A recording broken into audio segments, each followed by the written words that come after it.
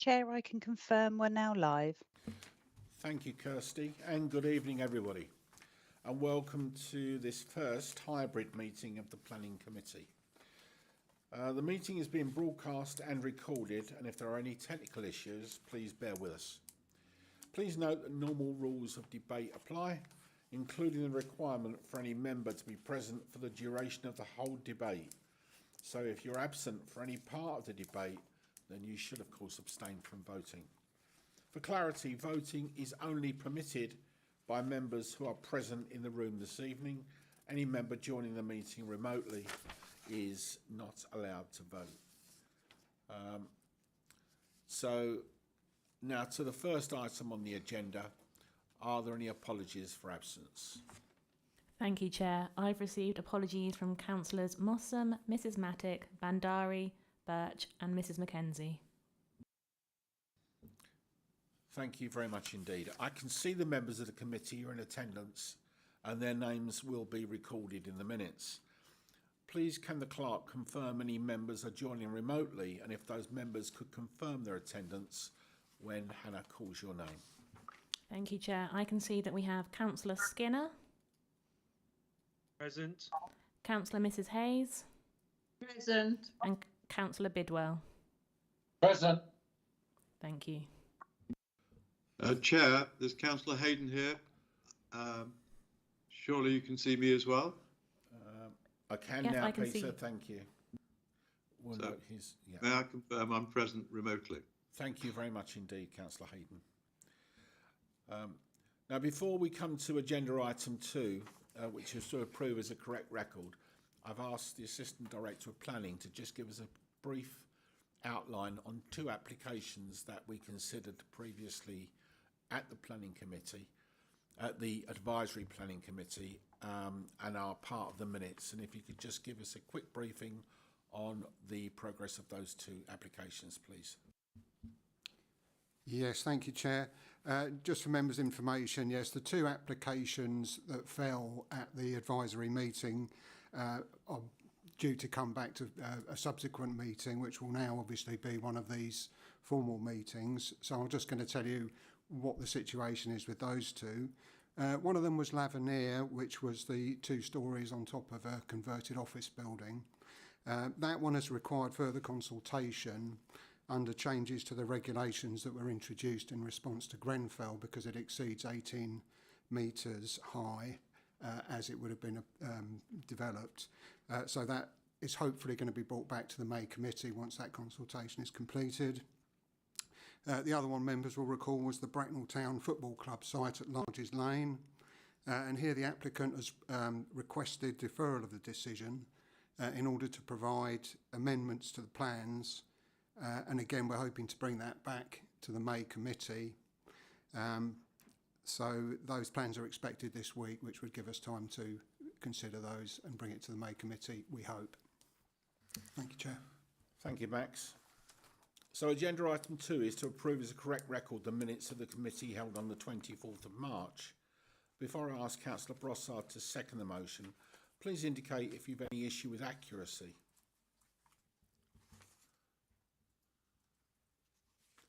Anybody on Teams? No. Councillor Brossard, are you happy to second? Oh, yes, seconded. Thank you, Chairman. Thank you very much indeed. As nobody has indicated otherwise, I'll take those minutes as read. The next item is declarations of interest, and the full text declarations of interest is set out in the agenda. So if any member has a disclosable or pecuniary interest or an affected interest, please declare it now. Nobody has declared an interest. Thank you. Members, the 4th item on the agenda is consideration of any urgent items. I haven't been notified of any. No, none notified, Chair. Thank you very much indeed. Members, just for ease, we are moving the agenda programme slightly. I'm going to take agenda item 7 first, And then we're going to move 5 and 6 and 8 after agenda item 7. So the first item on this evening's agenda is Abbey House, Grenfell Place, Bretnal, which is Katie. Thank you.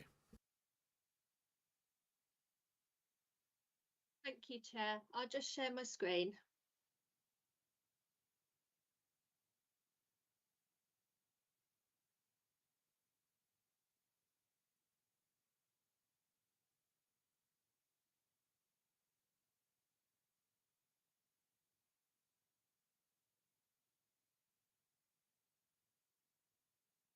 Please, can I confirm that the plans can be seen?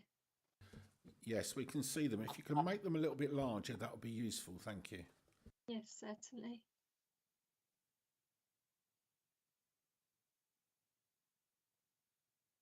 Okay, this application is reported to the Planning Committee as there has been 9 objections on the application. Members are firstly directed to the yellow sheet for updates on this application. The application relates to Abbey House for the erection of an additional 3rd floor storey to the existing building, together with an extension at the 2nd floor level to create a further 6 residential units. The site, which is located here, is within the town centre and relates to an existing building for 40 flats. The parking for the site lies to the south of the building in this location here. The site is surrounded by 3 grade 2 listed buildings: Winscar House, which is here, the Old Manor Public House, which is located here, and the Holy Trinity Church to the south of the site, located here. The ringway lies to the west of the site, along here. And then you have Church Road to the east of the site, along here. The buildings surrounding the site are generally in office use, with some residential and commercial use.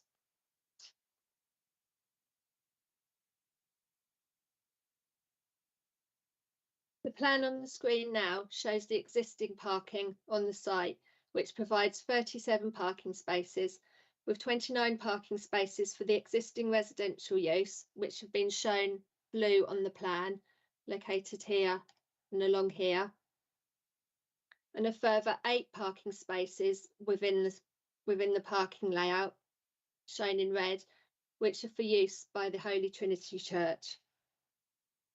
Access to the site is from the ring in this location here. The parking and access are not proposed to change under this application.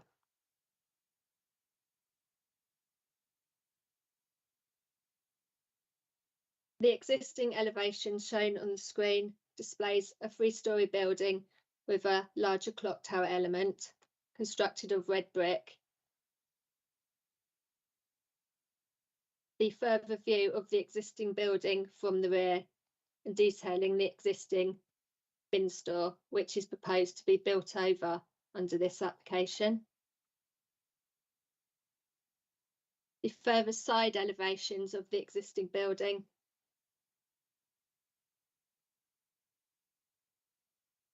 The further side elevation facing out towards the ringway.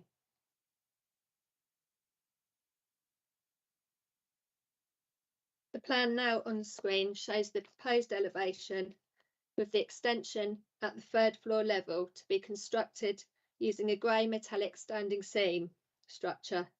The windows have been designed to line up with the existing building, and balconies for the flats shown at the 3rd floor level. This is the front elevation. The rear elevation follows the same design, and then you have the flat over the existing bin store to be constructed in red brick.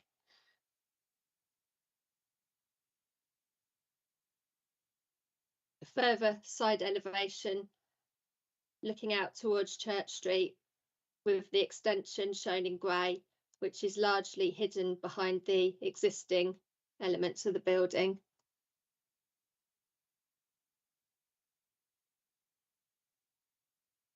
and the further side elevation looking out towards Ringway, which is largely, with the extension largely obscured by the existing element of the building.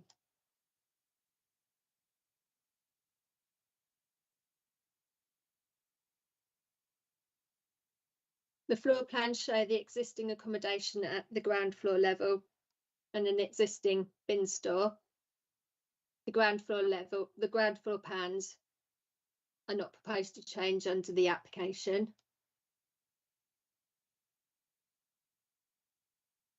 The first floor plans show a new bike store, which is to be located here, and then the bin store, which serves the existing development and has a capacity to serve the 6 new flats.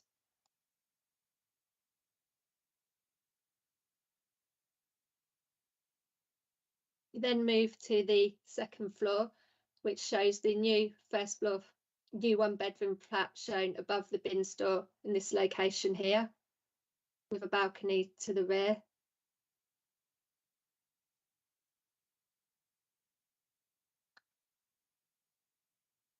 Then the third floor of development, which shows 4 2-bed flats located here, here, here, and here, and then the 1-bed flat in the centre. Balconies are proposed for the flats in these locations. And there's a walkway to allow access to the flats along here.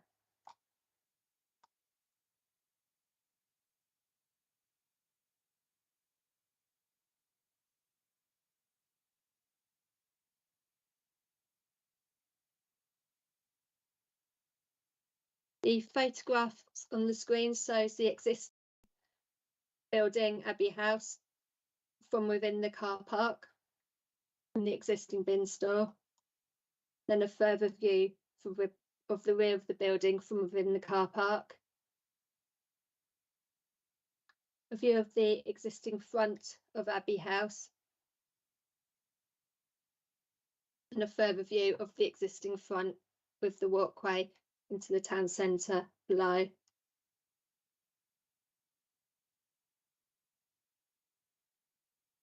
Further view of the existing site leading up towards the Holy Trinity Church.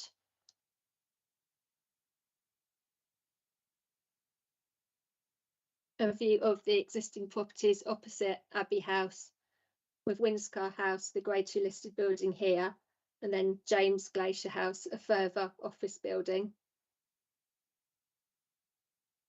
The old manor Windscar House, the Grade 2 listed building, the front view from Abbey House. Then the old manor public house, which is also a Grade 2 listed building, located towards the front of Abbey House. A further view of the properties that are located along the Ringway, close to Abbey House. But further properties along the Ringway, which display a commercial town centre uses. A further view of the buildings along the Ringway. Then a view to the multi-storey car park, the previous office behind. Then a view looking from Abbey House towards along Church Street and Bretnal and Wokingham College. A further view looking to the Holy Trinity Church from within the car park for Abbey House, and from the access to Abbey House, the Grade 2 listed building.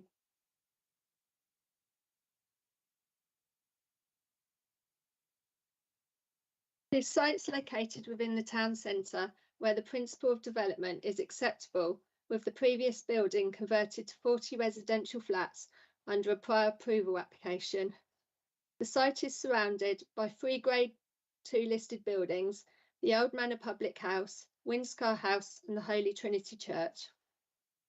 Due to the design of the roof extension, which has been set back from the edge of the roof, and the design of the extension above the bin store, it is not considered to cause any material harm to the significance of the adjacent heritage assets with approval considered to be consistent with the statutory section 66 duty in relation to the desirability of preserving the setting of listed buildings. The impact on the character of the area is considered to be acceptable, as well as the impact on residential properties. In relation to parking, the site is currently served by 37 parking spaces, with the existing flats served by 29 parking spaces and 8 parking spaces used by the Holy Trinity Church. The application does not propose any additional parking spaces. Under the Council's parking SPD, the development will require 6 parking spaces, with the town centre standard advising that a parking ratio of 0.9 should be achieved. The new ratio would be 0.63 on the basis of the existing 29 parking spaces being retained for the residential element. The parking standards SPD advises that the town centre parking standards will be applied as a starting point for consideration rather than as minimum standards. The application of these standards should be on the basis that they may be subject to more evidence-based flexibility for local parking conditions. The applicant has conducted 2 independent parking surveys of the existing car park to demonstrate whether there is capacity within the car park to accommodate the predicted increase. The parking surveys were undertaken on Wednesday the 26th of January and Thursday the 27th of January between 12:30 a.m. and 5:30 a.m. These surveys, which have been included on the blue sheet, showed that the car park was 72 to 74% occupied. From this evidence, the Highway Authority have been satisfied through the submission of robust evidence and that parking is prevented around the site due to double yellow lines. There is likely to be sufficient parking available to accommodate the proposed development. The Highway Authority have requested that a car parking management plan is submitted, and this is required by proposed condition 9. Additional cycle parking is also proposed and to be secured by proposed condition 7. The application has addressed sustainability, and further details of the proposed solar panels are required by condition 10. SPA mitigation is proposed to be secured by section 106. In light of the above, the application is recommended for approval, subject to the detailed recommendations set out on page 54 to 58 of the report. Thank you. Thank you very much indeed, Katie. Members, do you have any questions? Councillor Dr. Barnard. Thank you. Thank you very much for the report. Can you confirm that when the car parking survey was carried out, that all the units in the building were let?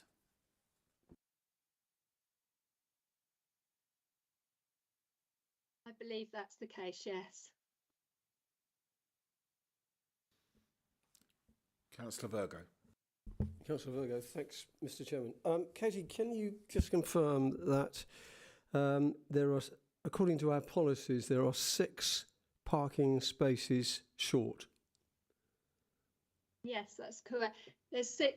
The standard would advise there should be 6 parking spaces, but the SPD does advise that if robust evidence is submitted with an application to show that there is not a need for those 6 parking spaces, then that can be considered, which the Highway Authority have viewed and raised no objection based on the parking surveys that have been submitted. Thank you. Councillor Mrs. Hayes online. Yes, it's Councillor Mrs. Hayes, sir. Just clarify to me, you said condition 7, but I couldn't see it on the map where the secure bicycle area is on this and where it's located. Just, I was looking again for it. Ah, yes. Moment, I'll just enlarge the plans.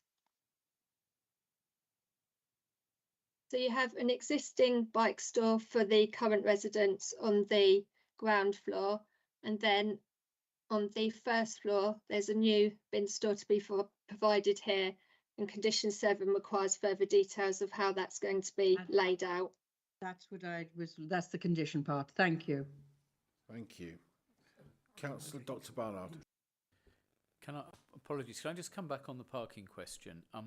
When I asked about the occupancy, we said that we believed all the flats were let. Were we provided with, to use the word you've used, robust evidence to that effect, so that we could therefore make a meaningful assessment as to whether that, you know, the parking levels were fair and reasonable at the time?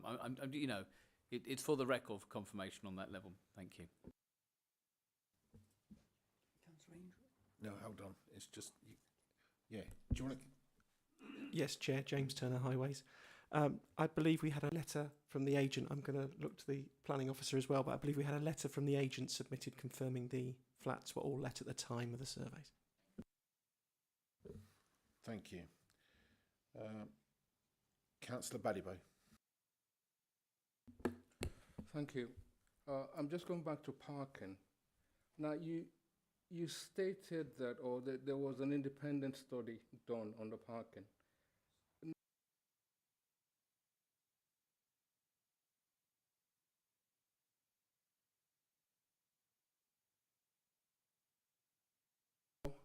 How do you say this? They relate to the permits that are issued, right? So it's not free. People have to pay to have those parking spaces on a list, 12-month list. Is that right? Yes. Okay. That's what. So I'm trying to phrase this question. So technically in my head, I'm thinking the landlord could technically not just list all the parking spaces, for example, to ensure and almost create the space, the 8 spaces. Because if they're not listed, they cannot be occupied. What's your question, Councillor? If the parking spaces are not listed, can they be occupied?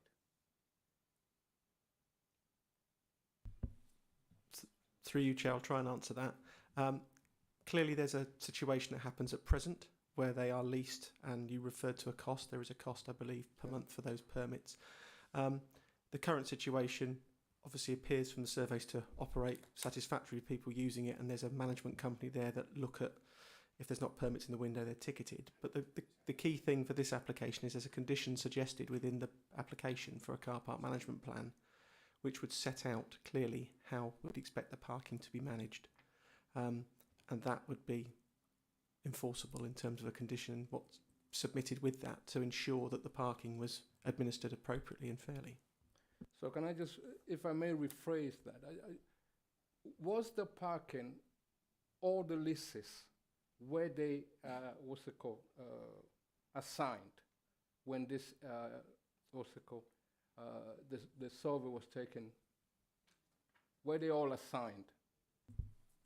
Through you, Chair, we would not know that. All we know is that when the flats are taken, if there is a space, then they have an opportunity to rent a flat with a permit or without. It may well be that some people rent that flat not requiring a car, which means they don't choose to pay for the permit. Okay, would you then agree that it is possible, would you say it is possible that the agent or the landlord could withhold 8 parking leases, for example? There's no obligation to list all. Does that make sense? Or is there an obligation that they must be listed? Through you, Chair, in terms of the existing use, I don't know what restrictions there are clearly in place. Clearly, while the application in front of you clearly is for the expansion and the conditions that are there to consider the control of the spaces, but I couldn't give you an exact picture on how the existing uses that were observed are controlled. It's clear that there is a facility there for the flats to lease spaces, and clearly the amount that is already in use from the surveys is not showing it to be full. So I couldn't confirm either way whether there is a control currently in place. But as the applicant has made clear in the submission, or the agent has, they have a principle where if a flat is let with a space and it's re-let, then the opportunity there is there for that space to be taken up by the new person. If not, then it is there for the stock for others as other flats become let. Thank you. And just lastly on the parking issue as well. The last application for this particular property, they were meant to provide 30 spaces, car parking spaces. They only provided 29. What was done with regards to that? Was there any, I don't know, fines for not meeting their obligation in terms of parking spaces? Or what do we normally do? Through you again, Chair, I may have to defer that to the planning officer as it's it's an implementation type question. It's obviously private land. Yeah. It may come down to an enforcement element. However, they've chosen to implement 5 of the 6 spaces. I do not know the reason why they hadn't provided the last, and unfortunately I don't have a plan available to be able to confirm which space is missing. I don't know if the case officer has anything they wish to add. Katie, do you have any information on that, please? I don't have a plan before me, but it was one space that wasn't implemented, and I think there wasn't a condition requiring that parking space to be retained on the site. So I don't think there was an enforcement issue. They just didn't implement it, and there was no condition saying they had to. Okay, before I go on to next, just being told, if you could make sure that you speak directly into your microphones, it makes it a lot easier for people to hear that are offline or online, so to speak. Thank you. Next one is Councillor Angel. Thank you, Chairman. Councillor Angel asking questions. I have to say I'm getting a bit confused. In simple terms, I'm understanding this application does not meet our parking standards. Is that straightforward? Does it meet our parking numbers or not? Katie, do you want to answer that, or James? Or I'm happy to. In terms of the parking standards, they are set out within the council's supplementary planning document, which is a material consideration in considering planning applications. Now, that document sets out the parking standards and also says that where robust evidence has been provided, which allows applicants to demonstrate they don't need a certain number of parking spaces, then that can be considered. So whilst it doesn't comply with the numerical standard of 0.9 within the town centre, it does comply because they have provided robust evidence demonstrating that they don't require the additional 6 parking spaces. do you have another question? I do, Chairman.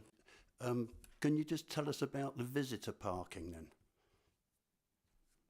Katie? Or James? Katie?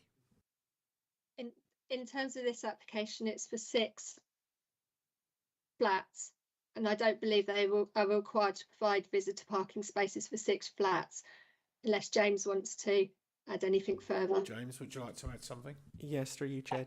Thank you, Katie. Just to add, it's the town centre standard, and so visitor parking is not specifically identified. However, there are obviously local on-street car parking areas that are controlled, timed very close by, in the service road opposite on the road that leads down to the Grange, former Grange Hotel, and Brackenwalk car park is in close proximity. So whilst there are charge rates on parking in those areas, there are areas where visitors could park and easily access the property if they were visiting. And as said in the presentation, there are traffic restrictions and controls around the surrounding roads. So in terms of overspill parking in and around the development itself, it's controlled. Councillor Hayden, online. Thank you, Chair. Councillor Hayden, remote. 2 questions, if I may. Following on from Councillor Angel's question about visitor parking, is there an obligation for disabled parking? Katie?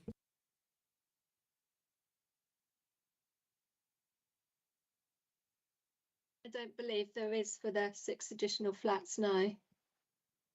So right, there's no, right, the real question was there's nothing in terms of planning obligations that not being satisfied by no specific disabled parking. No. The Highway Authority haven't required additional disabled parking. Was there disabled parking on the previous application?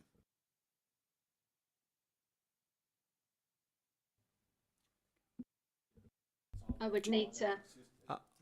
I can answer that for you, Chair. I think there is disabled parking indicated, I believe, on the plans, and there's clearly some spaces within the site that are capable of housing disabled users, spaces on the ends, and there's clearly around the entrance to the building and the bin store, there's some spaces there. May well have seen them on the photographs that were on the presentation. But that is the parking stock, and obviously we're looking at the total parking stock, and the survey support that the current parking stock is sufficient. Obviously, there's also the management condition that we talked about, and the control of leases and parking permits, and I'm sure elements of disabled access and disabled spaces could be picked up as part of that condition as well. Did you have another question, Councillor Hayden? Yes, I do. Thank you for the answer for that one. Are there any planning obligations to protect the interests of the current residents? Because presumably they acquired their flats unawares that there might be a lot of building work going on above their heads. Is there anything that relates to planning permissions that protects their interests? Katie? In terms of the application, Environmental Health have been consulted on the application, and they haven't raised concern in terms of the building works taking place, as they're a transient issue and not something that could prevent planning permission taking place. The residents have all been consulted within Abbey House, and there hasn't been any letters of objection received directly from residents within Abbey House. I'm happy with that answer, Katie. Thank you. Thank you very much. Councillor Virgo. Thanks, Chair. Councillor Virgo. Two questions. One to clear my head on this, because I'm very confused. Is there any security in the parking as it is? In other words, is it first come, first served?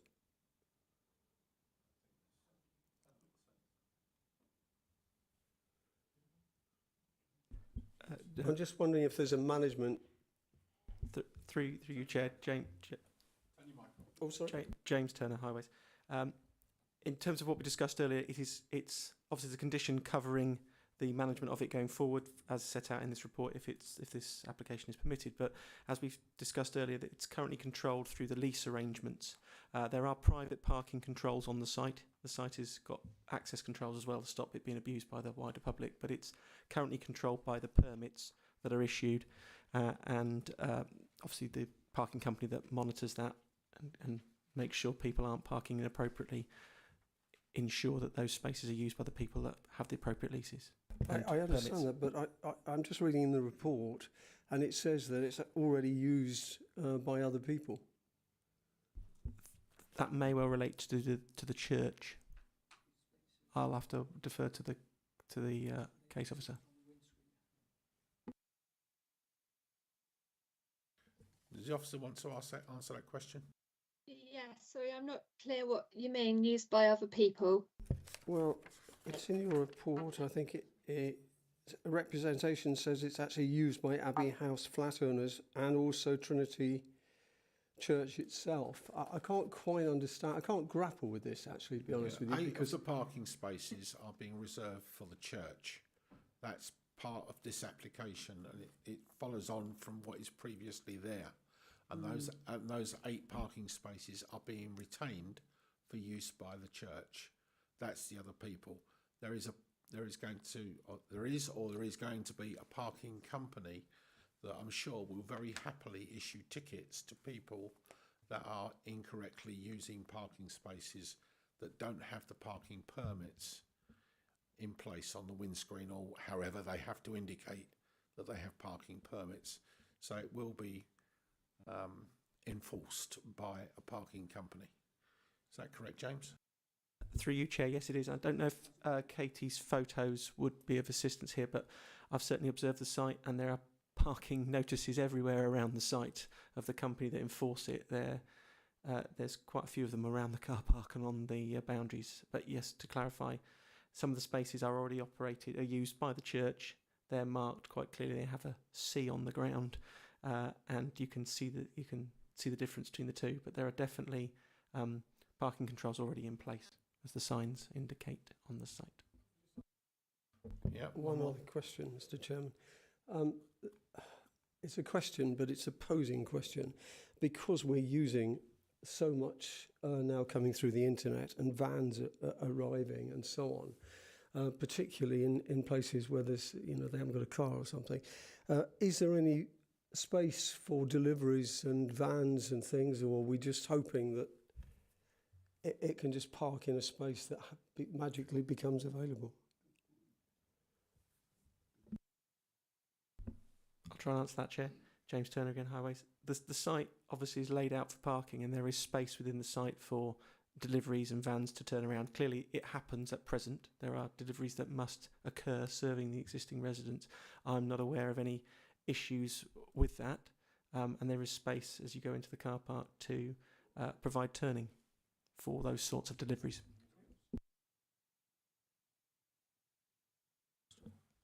Councillor Ballyboe, did you have another question? Thank you. Councillor Guaribo here.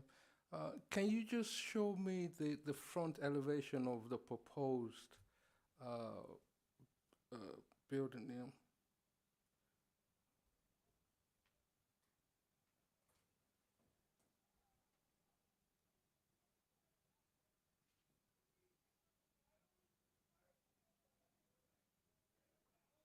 Apologies, I'm just having trouble. That's okay, take your time. That's fine.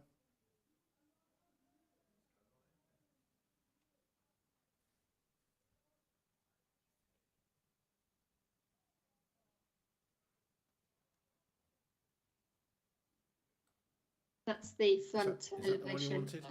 Yeah, I just want. So currently, from the picture that I can see of the current building, there's some balconies at the front that don't have a roof. There's no covering at all.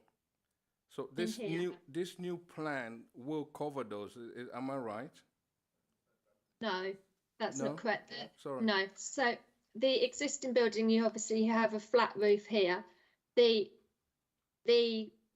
third floor extension is set with it in from the existing edge of the roof, so it wouldn't actually cover these balconies here. No, there are in the front. If you bring back the picture of what it is now, yeah. Okay. So it's not okay. Wonderful. Another question for me. Thank you for that. I thought that was the case.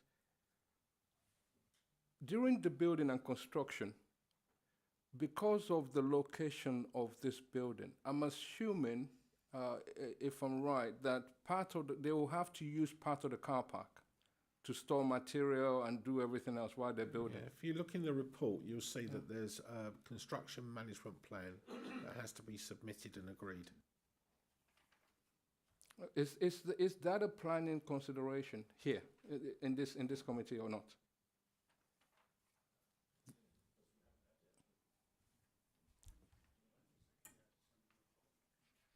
Yeah, it's something that's required by condition. If you look in the it's condition 6. No, sorry, Chair, I understand it's required. I'm just saying, is this something that we should look at or be privy to as part of this determination, or is not required, it's not necessary? You can ask for it to come back and be reported to this committee if you so wish.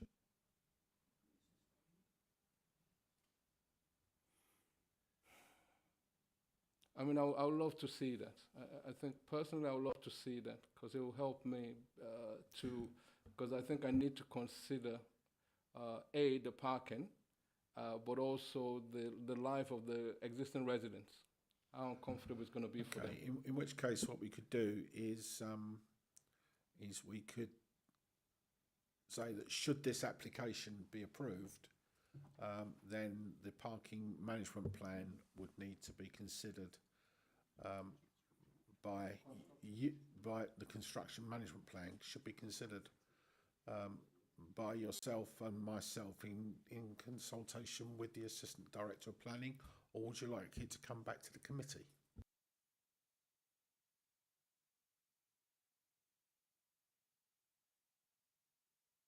Yeah, defer? Is that yeah?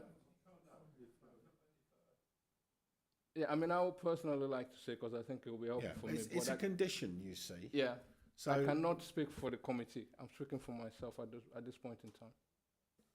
okay, I'm sure that we can.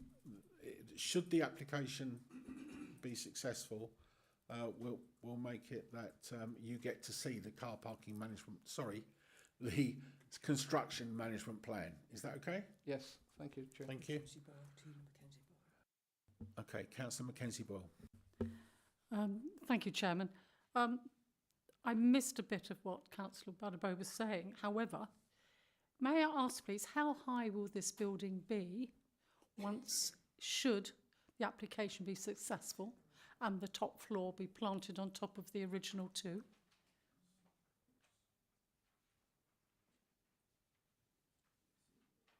Katie, do you want to answer that? I believe it's in the report. One moment, I'm just Yeah. the report.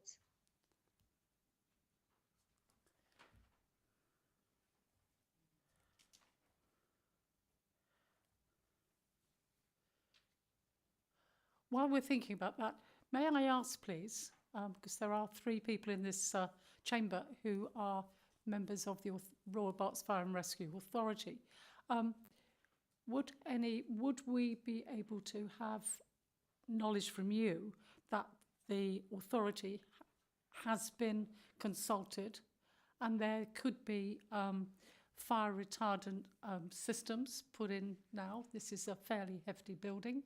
Would we be thinking of sprinklers, do you think? I think you find that comes under building regulations at the moment. But in actual fact, the building is no higher than existing. It's the existing structure. If you see, the clock tower is still higher than the proposed extension on the top of the roof. So it actually isn't going to be higher than existing. Okay, so we are content, therefore, that our community, should this go through, will be in safe hands. Well, I'll ask Katie, did you have a measurement of the extent of the top floor? Yes, so the building, as you've just said, it currently varies in height. So the existing, if I go to the existing plans, the existing building is generally between 11 metres in height at its lowest point and then 16.5 metres at its highest point. The lower height would increase to 14 metres under the proposed plans. Right. So it's still below 18 metres. Okay, so it's, okay. Thank you for that. Okay, anything else? Yes, ready to go? Any other questions? No. Oh, sorry, Councillor Ballybo. I come back to the, like I think most councillors, I'm also confused a little bit about the parking and our policy, how it relates to the leasing of car parking spaces. Does our policy, our parking policy, say anything about the permits for parking? Yeah. Through you, Chair, no, our policy discusses levels of parking, numbers of spaces, and as the case officer has set out, when evidence is provided to justify different levels of parking. Okay. In terms of control of parking and issues such as leasing or selling spaces with leases and flats that are let or houses that are let, that element would be picked up under any sort of condition relating to how the control of spaces would be dealt with going forward, which is the condition that's suggested in the application. So we would expect with that condition a submission, if this application were to be approved and the conditions were then followed up, we would expect documents submitted about how those spaces for the residents of the block were controlled, and that would be considered by us, and if suitable would be, and suitable to the planning authority as well, would be discharged. But we'd have to consider that information that would be presented to us. At the present time, we've just have the information that's been submitted on how the current residents have access to those current spaces through the arrangements we discussed about when the flats are let and the permits, monthly costs for the parking spaces. Councillor Brown. Thank you, Chair. My question is quite general, really, because of the town centre parking. It seems like a sort of delicate balance as to what is sufficient in the town centre. Does it relate to the services that are available for bus and trains to balance the parking availability? Through you, Chair, James Turner again, Highways. Yes, exactly that. The town centre standards reflect the services and facilities, and not just transport availability, cycle routes, obviously bus, train, and the facilities on your doorstep in terms of access to shops and facilities that you may use on a day-to-day basis. Okay, I think everybody's had their fair share of questions, so I'm going to move the officer's recommendation, which is on Page 54, Chairman, with the supplementary on page 2. Thank you very much indeed. If I have a seconder.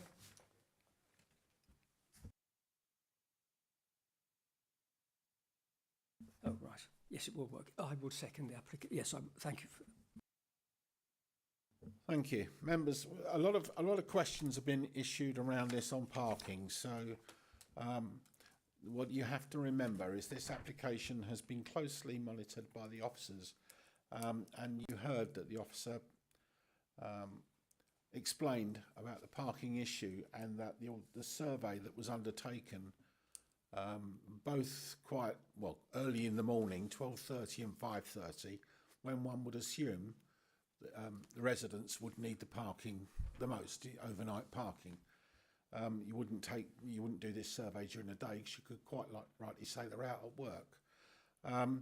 And when we look at our parking standards, what we have to do is we have to look at the parking need as much to the parking standards.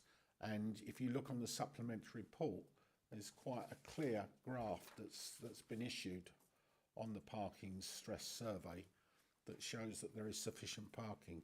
So I'd like to ask you to bear that in mind whilst you're in debate. Was the seconder wish to speak? Yes, I will. Thank you very much, Chairman. Fairly briefly, what I would like to say is that I think the design itself is actually quite imaginative. Rather than continuing the existing structural features, they've actually made, what I think is quite a bold and imaginative statement on the floor, on the additional floor that's been provided. And I think that actually does provide quite important design features, which, given its prominent location, is important. I think really that the issue, Chairman, is to do with parking, but there are, as I calculate, there's 4 more 2-bedroom flats and one bedroom flat, which technically means another 9 car parking spaces. Now then, as the Chairman has said, in the survey that was done overnight, there is still there were 6. The 2-bedroom, 4 2-bedroom ones have 2. Right, okay, 6 then, sorry about, yes, fine. What I feel is that although there's a shortfall against the parking requirements as stated by the case officer, where the town centre should be 0.9 and this is 0.6, all the parking spaces, if I understand it correctly, are going to be designated and allocated against individual flats. So there will be flats where there is no parking provision. So consequently, those people will either park in a multi-storey car park or may not have a car. I think the management structure, I think, is actually quite important in terms of, shall we say, policing the car parking to ensure that there are no abuses. And if there are abuses, then parking tickets will be issued. I think it's one of these unusual situations where there is a traffic management process in place that I believe will ensure that only those residents who have an allocated parking space will be able to take advantage of that facility, and those who haven't won't be able to take advantage. It's a difficult one, but on balance, I will be supporting the recommendation. Thank you, Chairman. Thank you. Would any other member wish to speak? Councillor Dr. Barnard. I think it's been really helpful being able to have that discussion around parking. And what strikes me is, and what's giving me pause for thought in my deliberations, is that we have evidence about a point in time about the fact that the development is let, and the fact that on that particular occasion, on one night, or on a series of nights at 1:30 and 5:30, there was sufficient parking. But of course, the one thing about these apartments, which actually are largely for letting. I mean, there've been a couple that have been up for letting in the last, couple of months. Is that things change, and just because that the current cohort of residents aren't using all the parking spaces. Interestingly, I don't actually know how many parking permits have been let at this point in time, which I would have probably thought would have been a far more effective way of understanding what the parking demand was, because presumably if someone's paying a parking permit, they'll actually be using a space. I think we have to put that into a longer term deliberation, and we have a parking standard for a reason. The parking standard is because we're now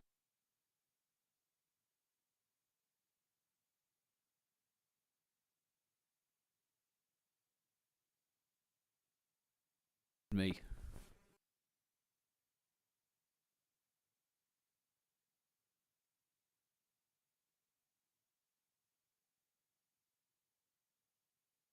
Uncertainty about this, which is what will be influencing, I think, quite strongly. I know, Max, you look sort of confused by that. What I'm saying is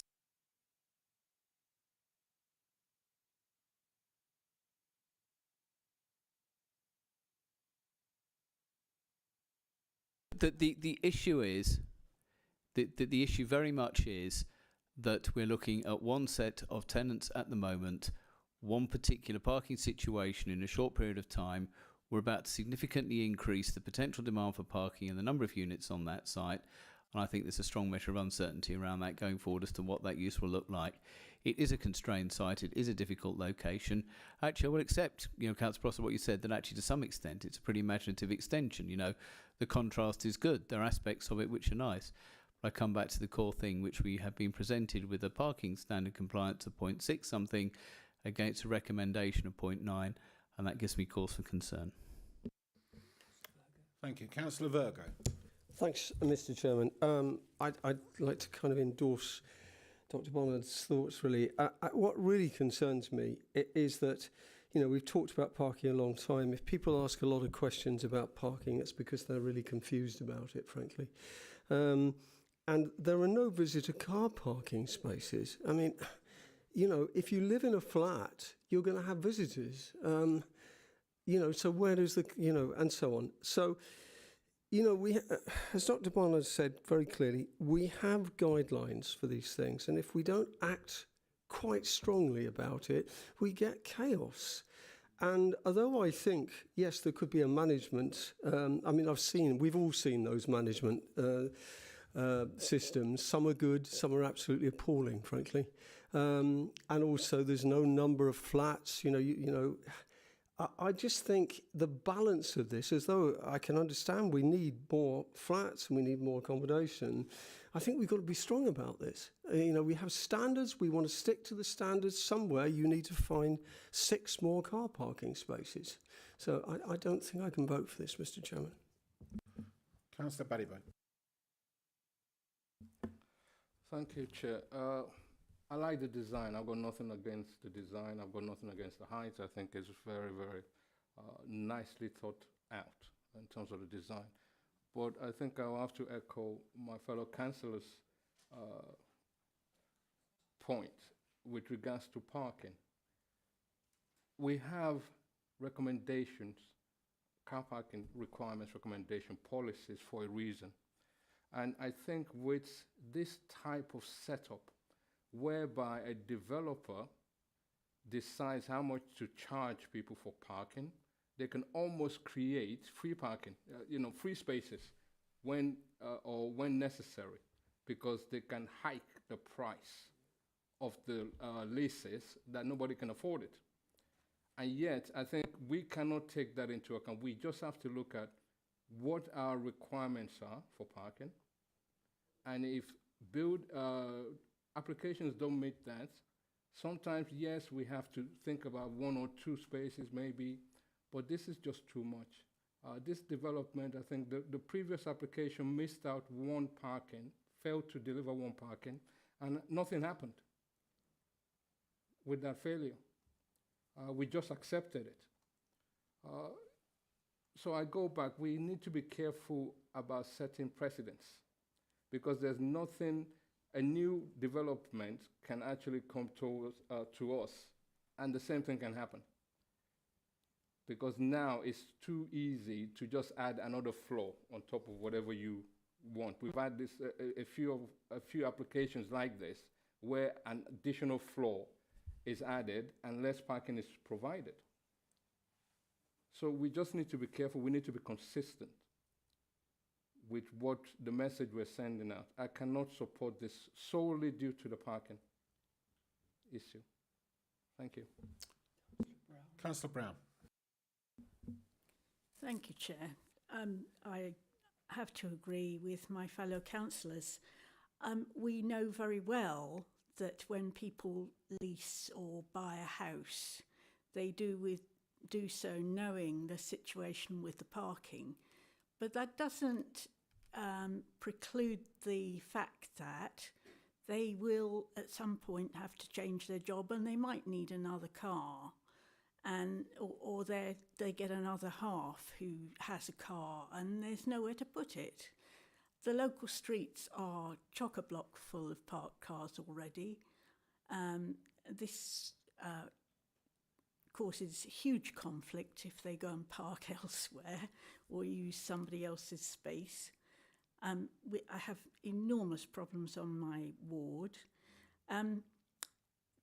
The bus and train services and bike lanes and so on are all set up for our set town centre parking arrangements. And okay, well, arguably they're sufficient for those, but this is far more pressing in terms of parking than other the set of the standards that we have already set. And I don't think this can work, honestly. It's going to cause conflict. And if unless they have people that don't have cars, a lot of people that don't have cars, and they can manage with that long term, then this is going to be a problem. I don't think I can support it. Thank you. Councillor Bidwell.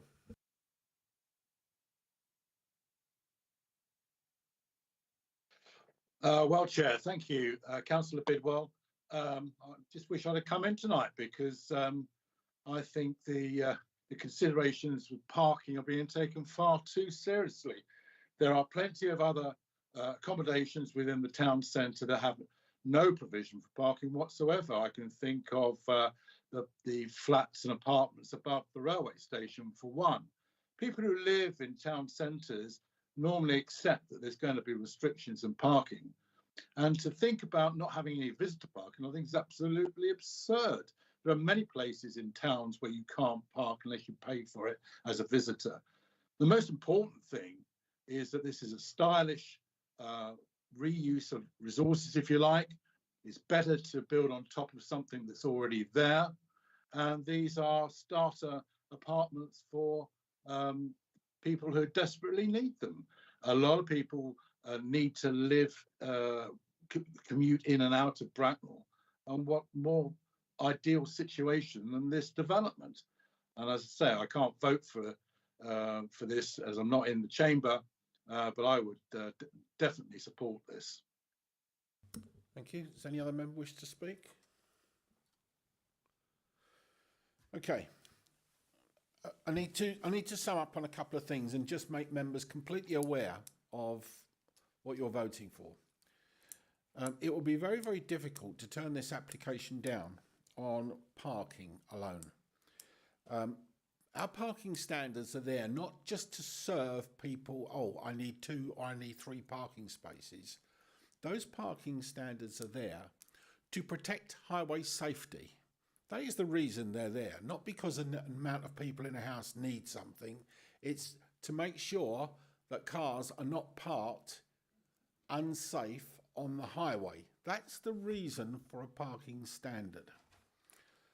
And as there are yellow lines all around the town centre, and as there is parking management facilities in this application, and as there is car parks all over the town centre where visitors can park, highway safety is not an issue. And therefore, I don't know how you're going to be able to support a refusal on highway safety because of parking. So you need to bear that in mind. And if you are going to vote against this application, I hope you have an alternative motion ready that doesn't include parking, because that won't stand up. Rent, you're talking about rent and talking about the cost of parking and the cost of parking passes. Well, there's a commercial decision. When you move into a flat, the rent is a commercial decision. And if you have a car, you find out at that time how much the cost of a pass is. And if the cost of the pass is too expensive, it's exactly the same as if the rent is too expensive. You can't have that flat. It's a commercial decision. The applicant has clearly shown on the supplementary report, which I don't know if everybody has read, that spaces are available in the middle of the night and very early morning that are well above what would be required on our parking standards. There are 8 spaces on the first evening and there are 7 spaces free on the second evening. We've heard that the flats are all let. And whether or not all the passes are let or not is neither here nor there, because if you don't have a pass, you can't park there. So you obviously haven't got a car, or you're parking it in the car park, in the public car park. Then that doesn't change. So I'd ask you to look at this pragmatically and look at it within the policies, and look at it within whether or not parking here is going to affect highway safety, because that's the only reason you can turn it down. We'll put it to the vote, and therefore all those in favour to approve, please show.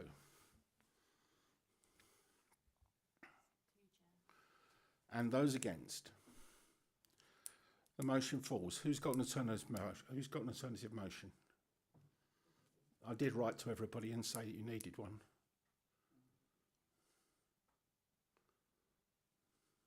Nobody.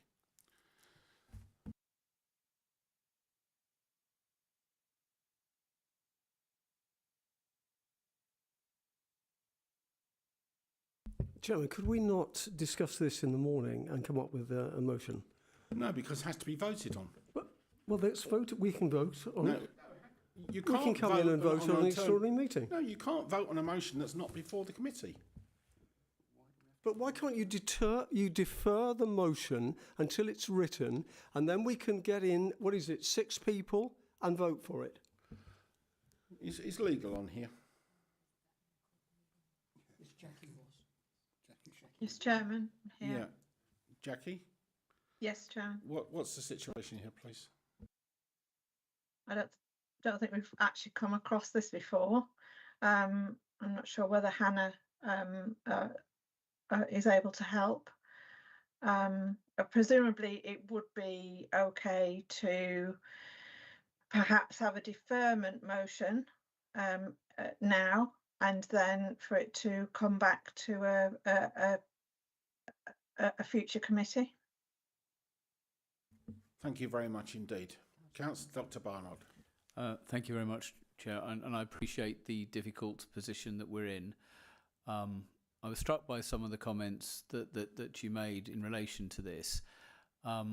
If we move a deferral, are we moving a deferral for further discussion on this item pending an alternative motion, or are we saying, in the light of the unhappiness expressed around car parking, that actually there needs to be further work and the whole thing is then reheard at a future meeting? Because deferral has different meanings, and I just want to be clear what is being suggested, because if we're deferring an alternative motion, that's very different to actually deferring an item that we'd actually settled as a committee, if you see what I mean. I'm just seeking clarity, Chair. Okay, my understanding is that the committee has voted, and as this is now a physical committee, that is a binding vote. Yeah, understood. And therefore, the only deferral will be for the alternative motion. Understood. Would that be your understanding, Jackie?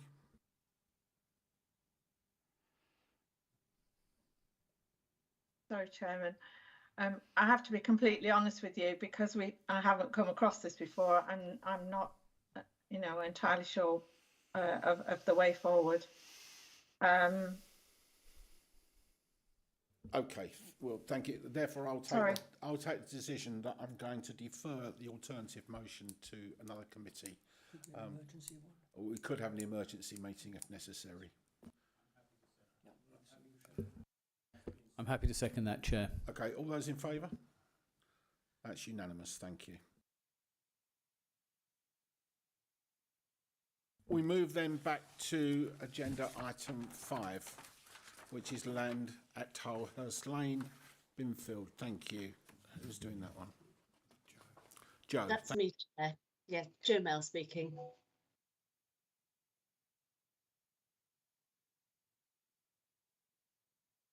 Right, hopefully you can see the presentation now. This application has been presented to the Planning Committee due to the number of objections received. This application relates to a site north of Tilehurst Lane, which is currently being developed to provide 53 dwellings. The permission for this development was granted on appeal and was subject to conditions, including conditions 25 and 26, which are set out in full at paragraph 5.2 of the report, and which require the submission and approval of any external lighting to be provided on the site, which is required to take into account the impact of any such lighting on biodiversity.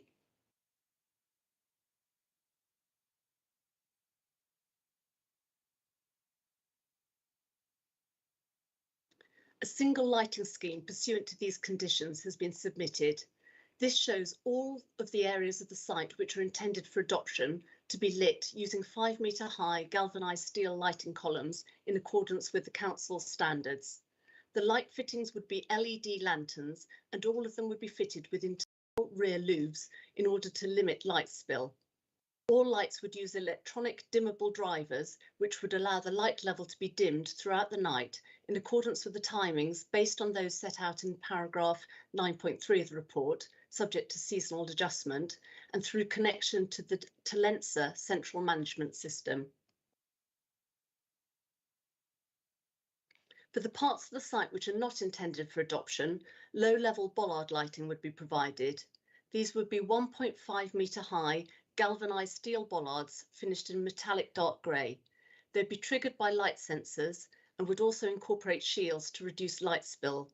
The bollard lighting would be managed and maintained by the management company responsible for the maintenance of the private accesses and footways.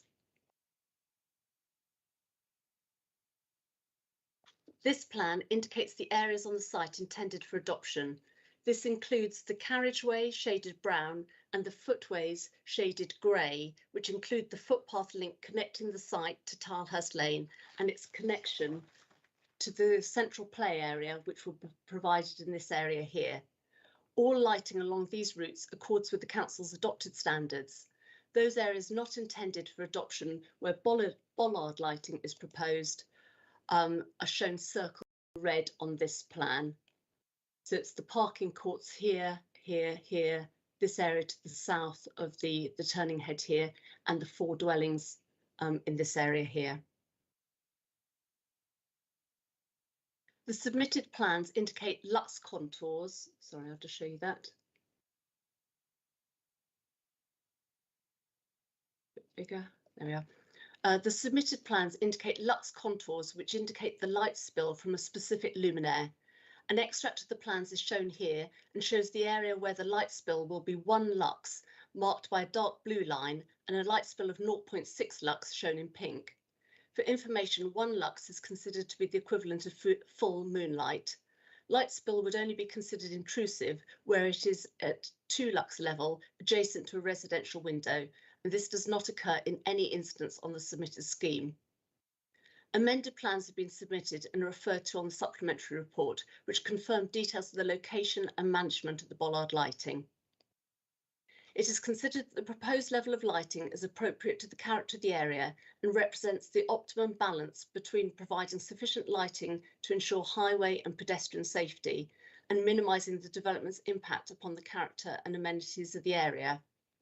The council's highway lighting engineer has confirmed that the lighting of all areas to be adopted complies with the council standards and that it would be inappropriate to use bollards in these areas as it's not possible to provide an appropriate standard of lighting and they would impose a significant maintenance burden on the council.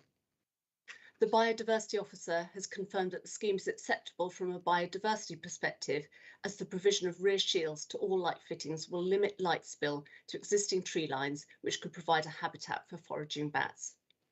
Accordingly, approval of the submitted details is recommended as set out on the supplementary report. I'll just show a few photos of the site.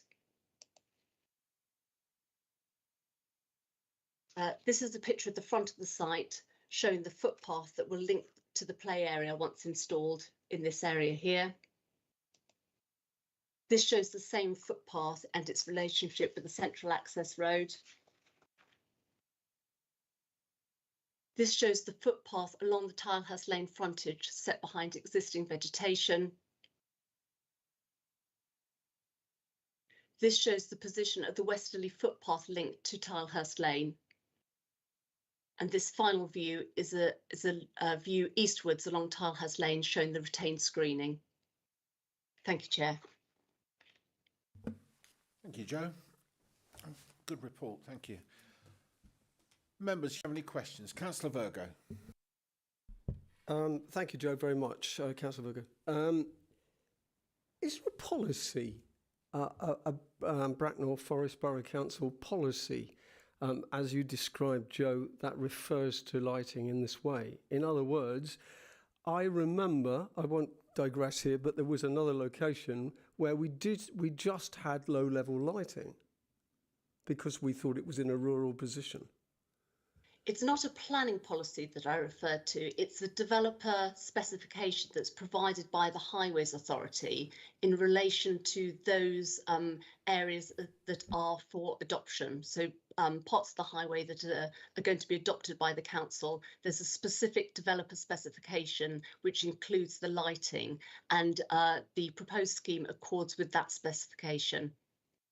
Right. If I may, Belton. Sorry, I don't quite understand this. Presumably, the developer puts in a plan of what the lighting's going to be, but as I understand from what you're saying, the council have agreed it on the basis that that is their preferred scheme. But we don't have a scheme, do we? We don't have a policy that relates to that scheme because we have other developments which have low-level lighting. It isn't a planning policy that specifies the type of lighting. So in this instance, there is a planning condition that requires the submission of details of the scheme. But at the same time, there are negotiations going on between the Highways Authority and the developer in relation to the Section 38 Highways Agreement, which relates to those areas that are going to be adopted. And as part of the consideration of this application, it was necessary to ensure that the details submitted pursuant to the planning condition are consistent with those details that are being agreed with the Highways Authority as part of the adoption agreement. I'll just let James come back and give you some more clarification on your question. James. Thank you, Chairman. James Turner, Highways. And just to add to what the case officer said, yes, there's an element of this site, a significant element which you've seen on the plans earlier on the screen, that is to be adopted as public highway, and we have lighting specifications within that set out in terms of the equipment that we use, heights, lighting levels, and the such like that comply with our requirements for adopted streets. Because obviously, like most things, the materials we use, the lighting we use, have to meet the standards we require to make them safe. So it is, as the case officer said, it is also the adoption elements of the areas that will become public highway that need to meet those specifications, so that the Highway Authority obviously can meet its obligations to ensure that the routes are safe. Can I just add a supplementary, please, Mr. Chairman? Yeah. Do we distinguish between a very rural area, which this is, because we've had this application before this committee many times, and an urban area?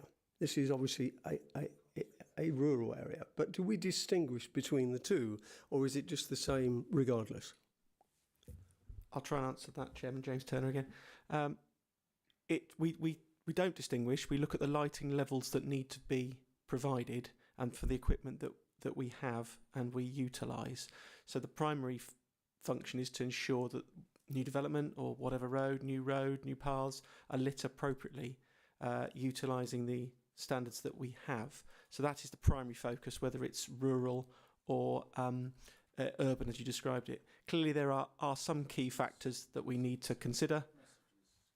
Well, there are some key factors we need to consider, including biodiversity, and I believe you've already heard on that from the case officer that obviously the consideration of rear shields and lighting levels, appropriate levels that and dimming that is in the report are considerations in that regard. Thank you. Any other questions? Councillor Balibo? Thank you. Councillor Baribo here. When we consider lighting and the position of lightings, especially on pavements, do we put the lighting or the lamppost closer to the road or way further from the road? Now, I'm asking this because of the consideration of maybe using the lamppost for charging cars, for example. Through you, Chair, James Turner again. That consideration is not within this application in terms of considering future charging of vehicles. That's a completely separate matter at present. But in terms of its position, the position of the lighting needs to consider the optimum light spill. Obviously, we don't want to overlight areas, but we also want to make sure columns are not located directly adjacent to carriageways, because obviously there's more opportunity for them to be hit. And obviously at paths, generally on paths, they're normally located at the back edges of paths. So on the plan you see on the screen at the moment, that covers the area of the path that runs up to the play area as well as the path that runs along the edge of the carriageway. So I would expect them to be at the back edge of the pavement where there is a pavement. Any other questions, members? Councillor Green? Yeah, thank you, Chair. Jenny Green here. I've just got a question about the view that we had with the hedges going down. If the lights are going to be the other side, are they going to come out above the hedge or are they a bit below it or about the same height? I haven't got specific details of the height of the hedge, but the lamp columns would be 5 metres in height. If I just go to the photographs, I would certainly anticipate that screening is in excess of 5 metres in height. Thank you. Any other questions? Anything online? Anyone online? No. Okay, so there's no other questions. I'll move the officer's recommendation. Which is on page 37, Chairman, with the supplementary on page 1. Thank you very much indeed. Do I have a seconder?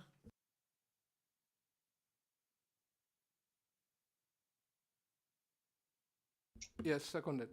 Thank you. Thank you.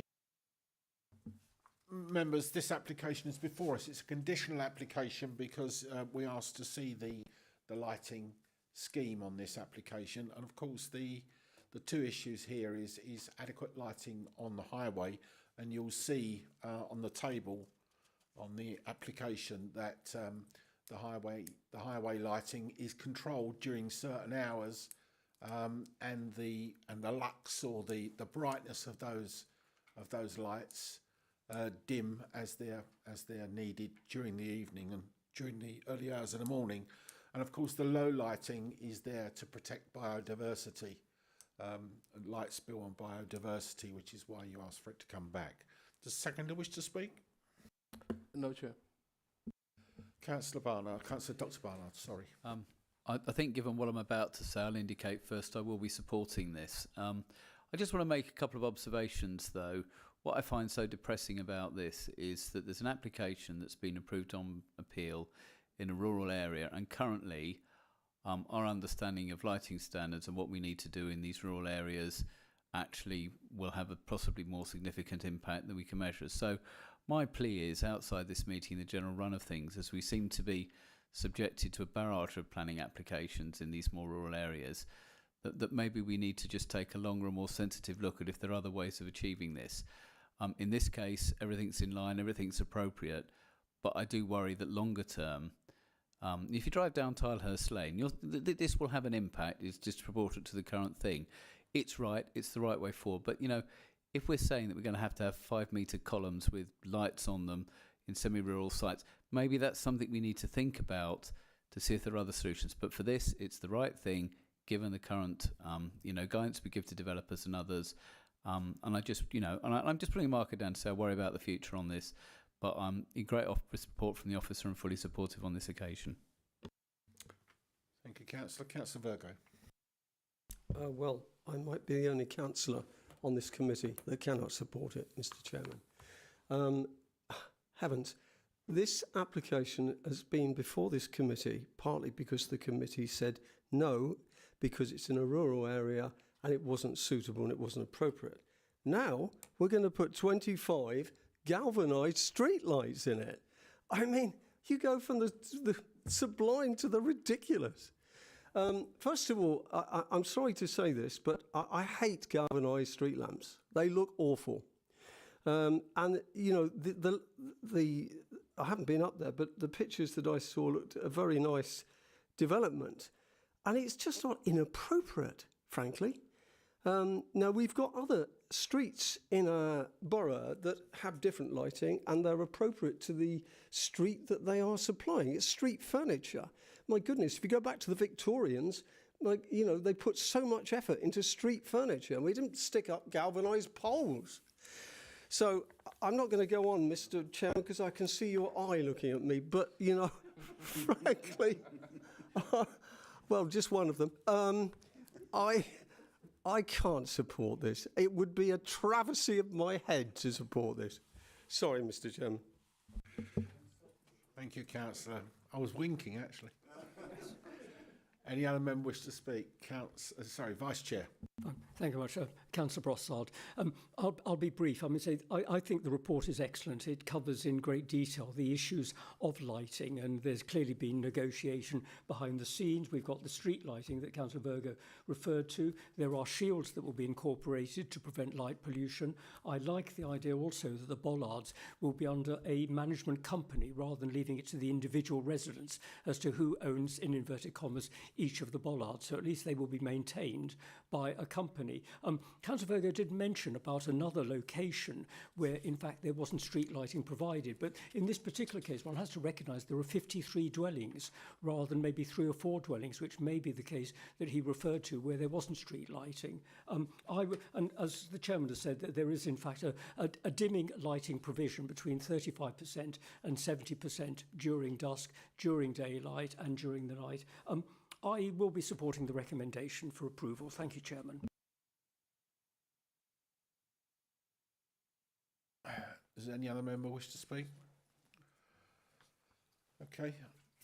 Well, we've heard nobody speaking against the actual lights, apart from the fact of the design of them. You know that this application was permitted by the planning inspector on appeal. And this is conditional approval. It was conditional approval on the lighting. The real issue here was the protection of biodiversity, which this application has sought to protect by the dimming of lighting over the early hours of the morning, them only coming on during the times that they're needed, and of course where they can be used, where it's not on adopted highway, low-level shielded lighting, just lighting up parking courts and footpaths during the times that are needed.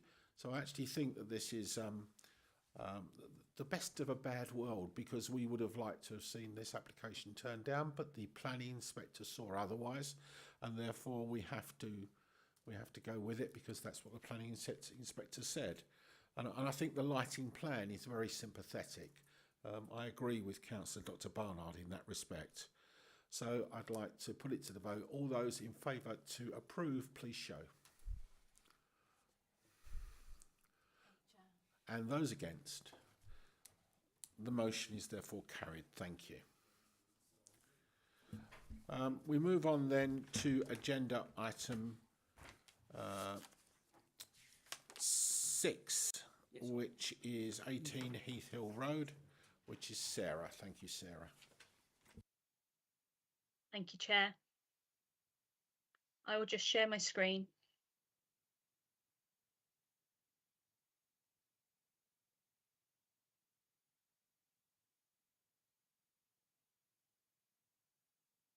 Okay. You should all now be able to see the screen. please let me know if you can't. No, that's great. Thank you, Sarah. Thank you. This application seeks planning permission for the conversion of a previous care home into 8 residential apartments at 18 Heath Hill Road North, Crowthorne. It is reported to committee due to the number of objections. The application site is located within the defined settlement boundary, and as such the principle of development is acceptable. 18 Heath Hill Road North is located towards the south-eastern end of Heath Hill Road North, close to the junction with St John Street and Church Street, Church Road East, sorry. So here you got Heath Hill Road North. This is the application site. This is St John Street, and Church Road East continues just off the page there. The area is predominantly residential. Your attention is drawn to the supplementary report where there's amendments to the conditions, and additional conditions require materials to be similar to the existing materials.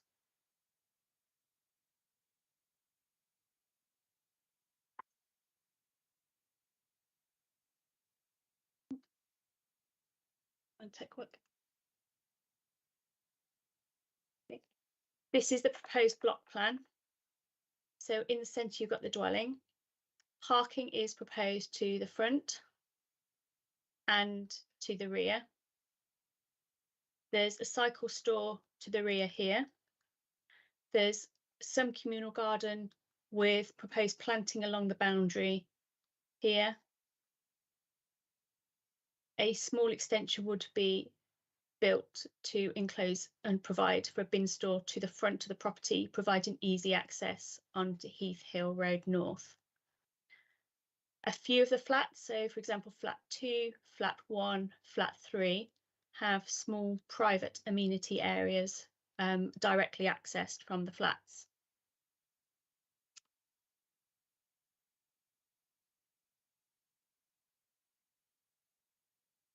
So this is the ground floor plan showing the layout of some of the properties. There is entrance from the parking area at the front and directly from the rear.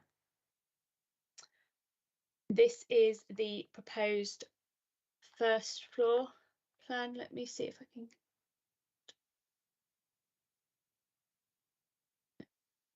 I'm going to play. So this is the proposed first floor plan. You will notice that there's obscure glazing for this bathroom on this elevation, and these windows here have been removed and replaced with brick infill panels with windows to the side of the projecting element, providing light into the bedroom there. You may have noticed the close relationship between the properties on St John Street and this property. So this is the existing plan, which showed these windows in existence, serving one of the bedrooms of the previous care home. This window also served a bedroom, and there was another bedroom by that window that was going to be reduced in size and obscurely glazed.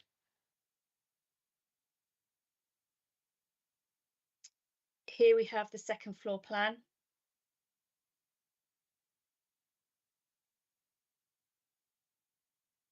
These are the proposed elevations.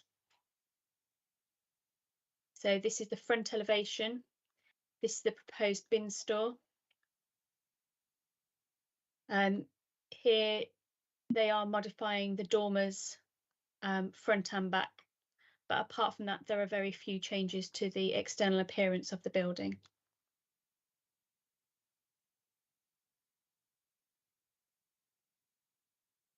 This is the side elevation that looks onto St John Street. So here you can see the windows replaced and replaced, windows removed and replaced with the brick insert panels. And again, this window labelled to be obscurely glazed for the bathroom. These windows, the roof lights, new roof lights in the roof slope will be with a sill height of above 1.7 metres.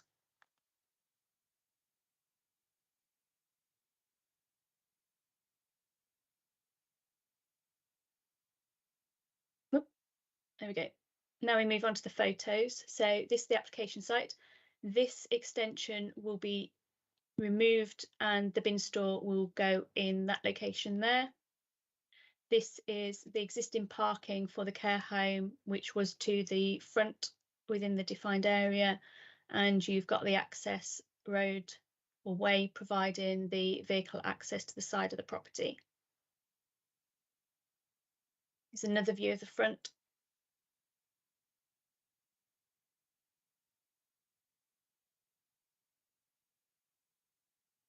This is the view looking down Heath Hill Road North.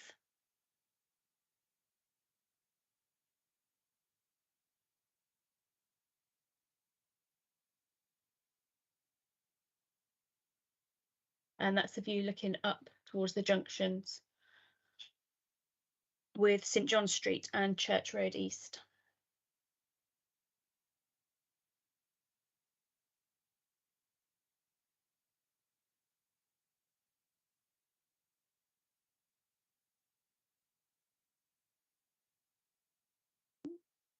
Don't want.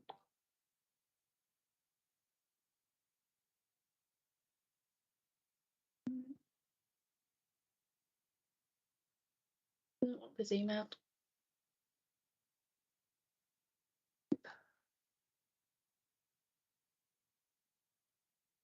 Right. Might need to go smaller still. There we go. So this is the front of the property. So this is where the private amenity space for one of the flats would be, and then there'd be another one with the main access through provided here.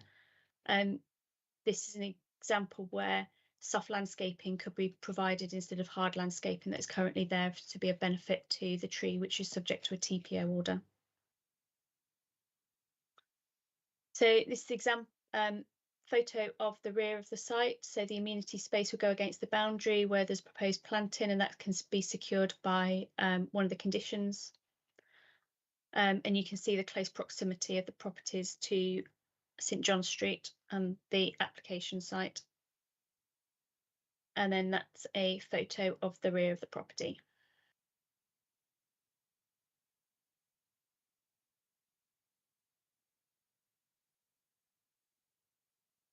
Go back to this plan.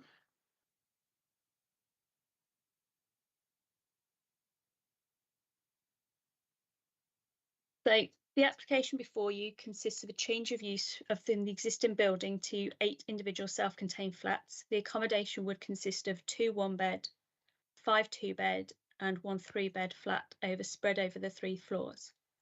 Parking spaces will be provided to the front and to the rear with access to the northwestern side of the property. Amenity space for all the flats will also be provided to the rear, with some flats benefiting from small private areas directly accessed from the individual units. To facilitate the change of use, the alterations consist of demolition of a single-storey extension to the front elevation and construction of bin store, enlargement of the dormer windows, and other minimal changes to the existing window openings. These changes are minimal and no objection is raised. The number of car parking spaces provides accords with the council's parking standards, and there is sufficient manoeuvring space between the spaces to the rear. Electric vehicle chargers would also be provided to all spaces except the visitor space. In addition, the highway officer is happy that the access to the side is of sufficient width. The flank elevation of the application building is located approximately 8 metres from the rear elevation of 39 St John Street. There are existing windows previously serving bedrooms, as we've seen from the plans, facing these properties, and balconies on this side have been removed by an amendment to the application. So where possible, windows are proposed to be blocked up or obscurely glazed when serving bathrooms. Whilst there is 1 window serving a bedroom remaining, overall there is a reduction of windows facing the properties in St John Street, and as such the application is considered acceptable in terms of overlooking. So in conclusion, this application is for the conversion of an existing building with minor changes into 8 self-contained residential flats. The external changes to facilitate the change are considered acceptable. There are no objections from the tree service or highway officers. Parking meets the council standard. Issues of privacy and amenity for existing residents has been addressed within the report and found to be acceptable. Conditions are recommended to secure cycle parking, soft landscaping and works affecting the trees. Accordingly, the application is recommended for approval, subject to the satisfactory completion of a Section 106 to secure SPA mitigation and the conditions listed in Section 11 of the report. Thank you, Chair. Thank you very much, Sarah. I'm going to kick off with a question here. It's for the Highways Officer, if I may. On page 35 on the report, the proposed flats are estimated to generate circa 30 trips over a day as a whole, with circa 4 trips in each of the A and FM and PM districts. You go on to say the estimate is provided without discounting for the extant care home use. Can you give us an estimate of what the extant care home use trip rate is, please? Andy Wells from Highways. Thank you, Chair. It would have been useful to have this question up front in advance of committee. I'm breaking my own rule here. I'm sorry about that. I'm afraid I don't have a trip rate in front of me. It would be less than the predicted generation for the flats as individual, but I couldn't give you an exact number of what that would be, I'm afraid. Would you be able to give us an estimate? If you would like to give me a moment, I will attempt.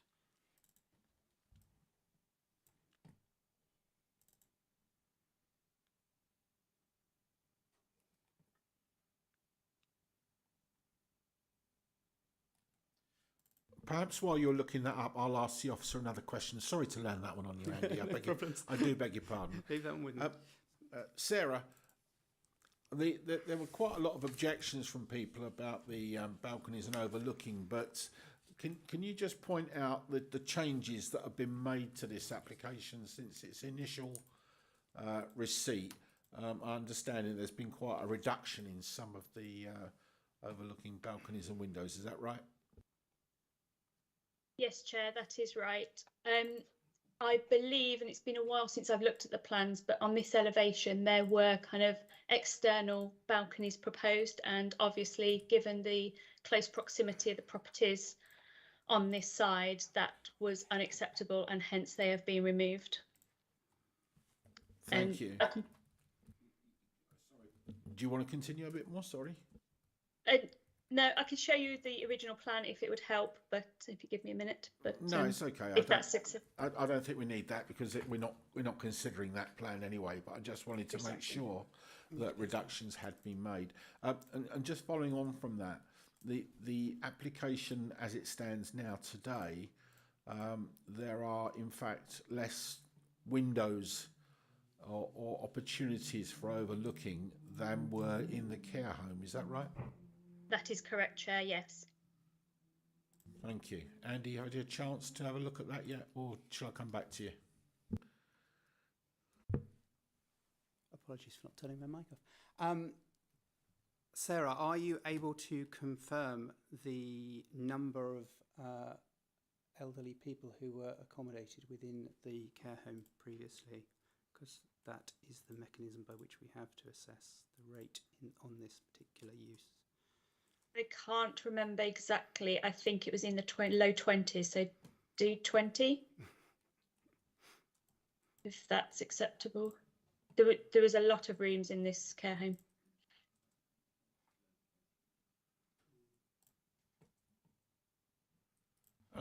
I'll come back to you, Andy. I'm sorry to land that one on you. As I say, I broke my own rules there. I'm sorry.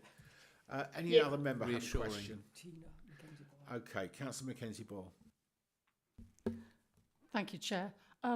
Sarah, can you point out, please, the disabled car parking spaces on the plan? Yes, of course, sorry.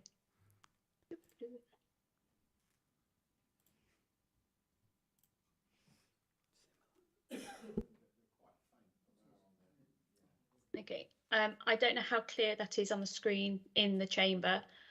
This is the disabled space here with the transfer area here. Okay, thank you very much. And go back to balconies.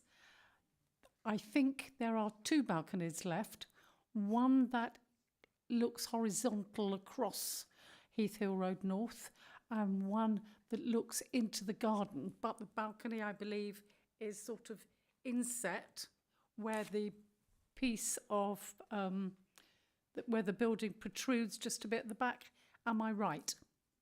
Yeah. So one balcony is here. Yep. Which is on the rear elevation. Yep. So it's okay. That's. So there would be no overlooking at all, except over the back. Over the back. Yeah. Yeah. So 37 would not be impacted. No, Thank you. I don't believe they would be. Thanks. Thank you. Thanks very much. Thank you. Andy, you look respond like to you're your ready. question if you would Thank like. you.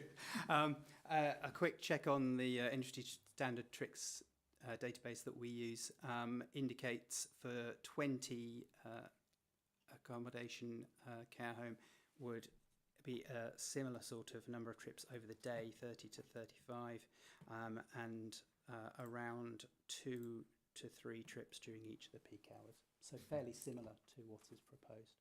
Okay, so just a minor increase in trip rate. Over During the peak hours and over the yeah. day, probably no change.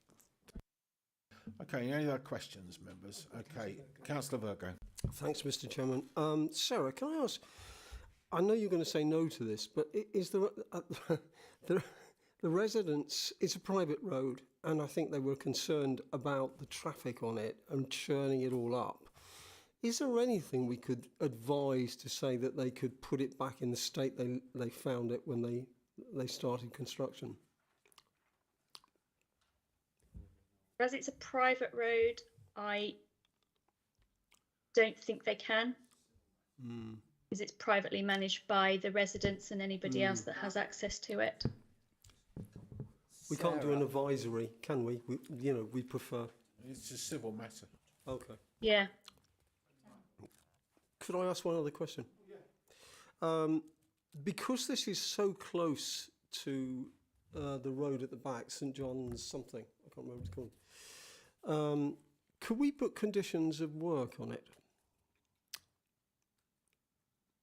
Hours of operation and hours of. Because it's so close to them.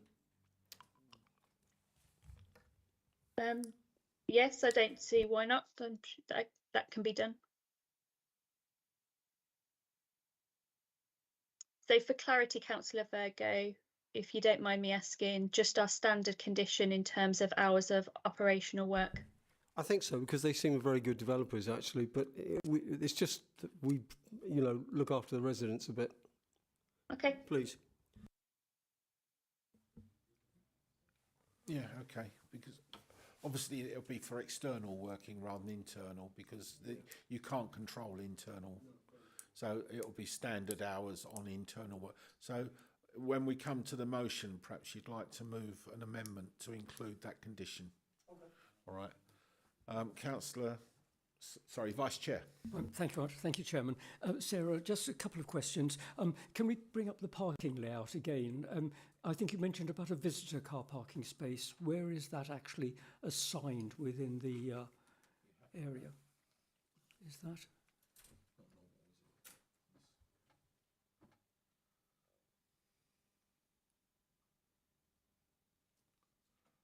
You can see it's marked at one of these at the front. Fine.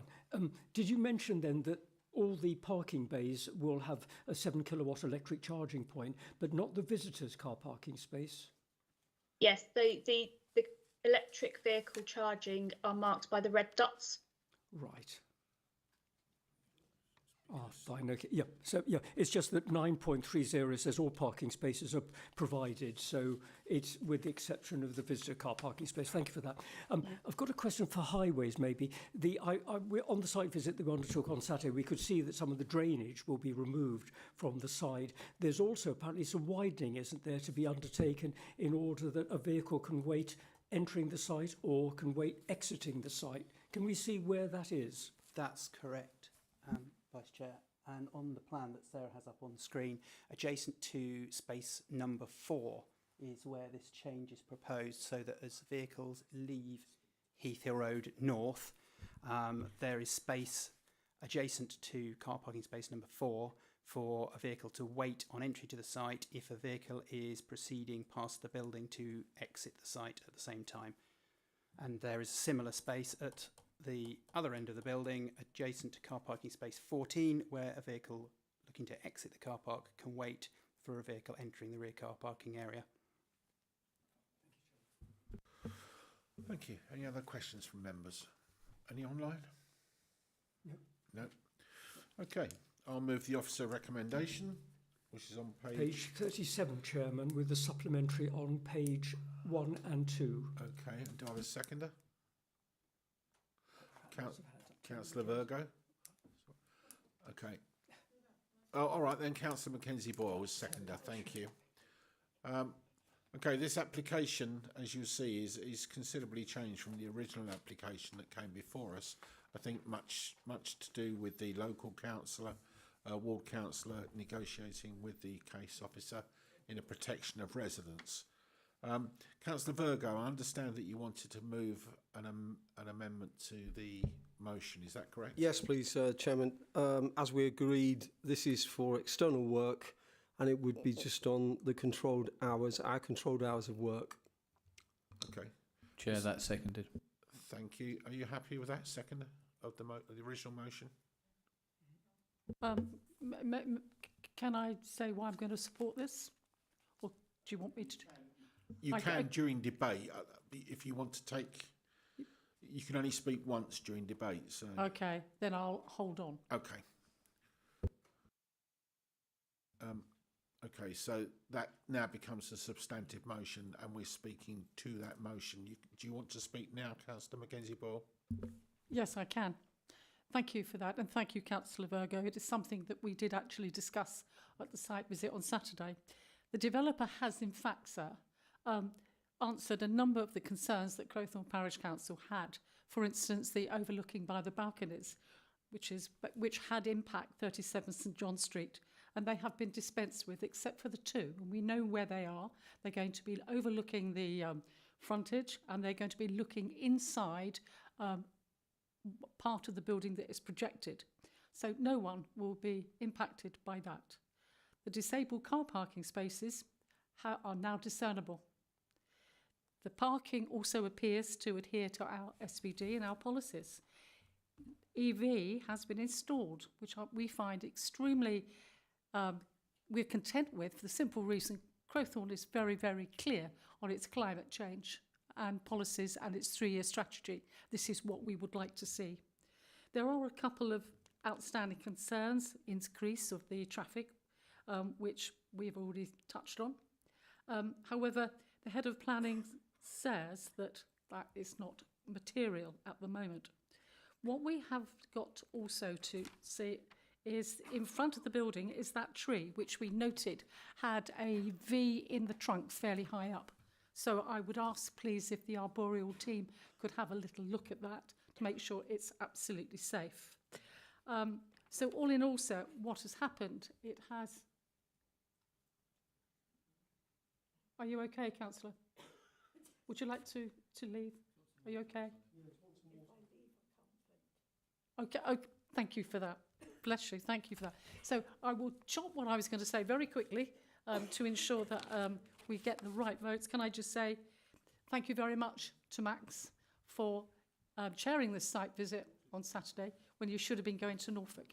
So all in all, sir, everything that we're concerned with has been dealt with by the developer, and even better that the fabric of that building will be contained, and it would also be held over for... you've put me right off my numbers here. Anyway, we're content, sir. Thank you. So I will be supporting. Councillor. Why don't you go? Councillor Dr Barnard. Why don't you go? Thank you. I'd like to fully endorse all the words the Ward Councillor said in this matter. I think it's a very sympathetic conversion, and I think there is great attention to detail, the electric charging points, but I think the highway issues have been well addressed. And for highway safety and other issues, Chair, I think that the parking standard being met on this location, it will. I think it will work in this context well there. So I think it's a good application, and I think what was helpful about the objections raised, I think they've led to a better, final application which I think can receive support. And I think the only note I'd want is to make sure that we do all we can to protect the tree. But I am very conscious in this, of course, that as it's conversion rather than rebuild, it should be possible to protect that tree with minimum inconvenience to any any site operation. But I think a very strong and very good application. And can I also say a very good report as well that took us through the entire application. Thank you. Thank you, Councillor. Any other member wish to speak? Councillor Baddybo.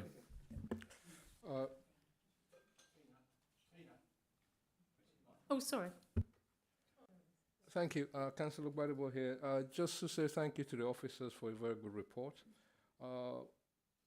I'm going to be supporting this application because I think the developer has shown a willingness to work with officers and councillors to bring about the application and make all the sort of necessary changes. Also, the parking meets our standards, so we don't have to argue about parking, which is wonderful.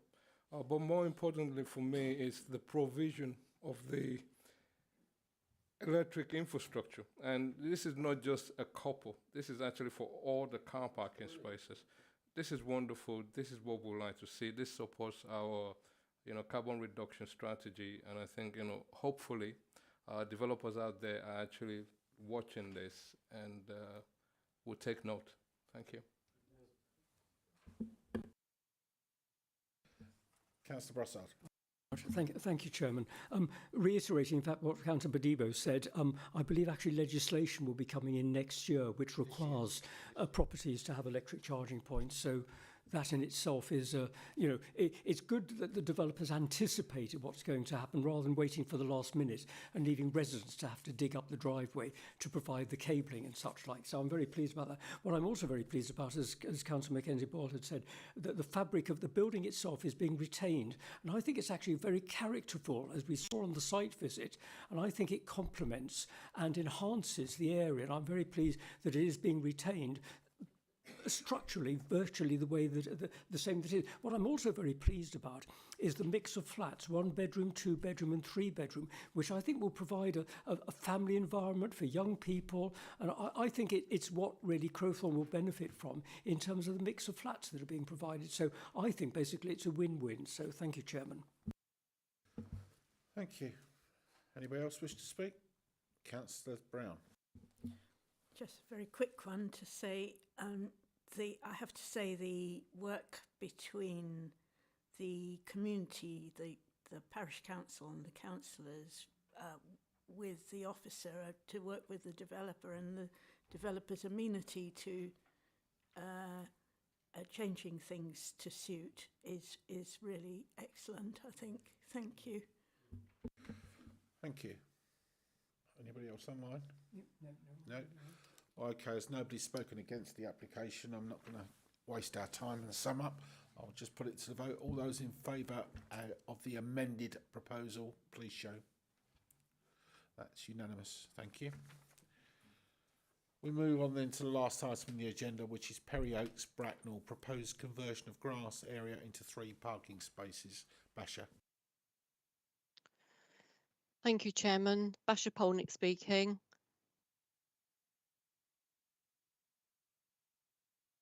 Just like to share my screen. Hopefully you can see the site plan.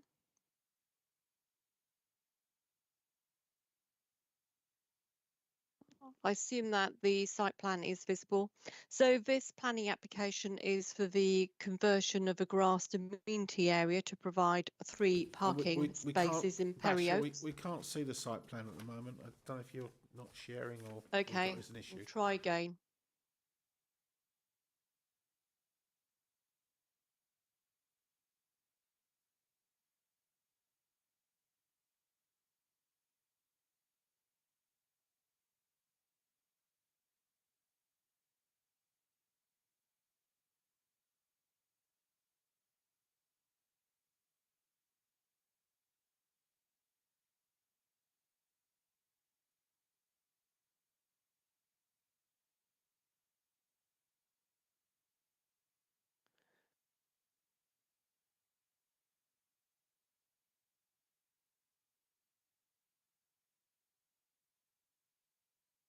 That's it. Great. We can Right, see it now. hopefully you can Thank see you. it now. Yeah. Thank you. We got there in the end. Well done.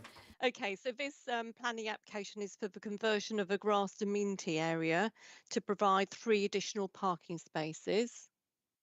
So the 3 additional parking spaces are in this area here.